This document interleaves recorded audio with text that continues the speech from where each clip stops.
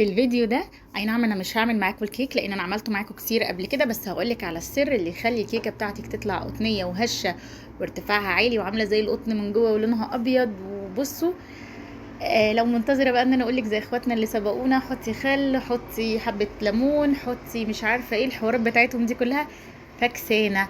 والله يا جماعه ولا اي حاجه من دول هتعمل معاكي حاجه. هو كيك شيف، كيس كيك شيف كده محترم، هيطلع معاكي صينيه الكيكه حكايه زي ما انتي شايفه كده.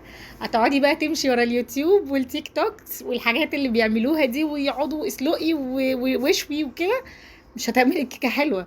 عشان انا طول عمري كنت بعملها بالكيك شيف بتطلع كده. اما بطلت وبقيت استعمل بيكنج باودر واروح احط معاه اي هبد من الحاجات دي، ابتدت الكيك تطلع معايا غامقه من جوه. ف بصي هي طالعه فاتحه ازاي، فاعذروني، واللي كان بيهبد يسامحني علشان انا مبقوقه والله.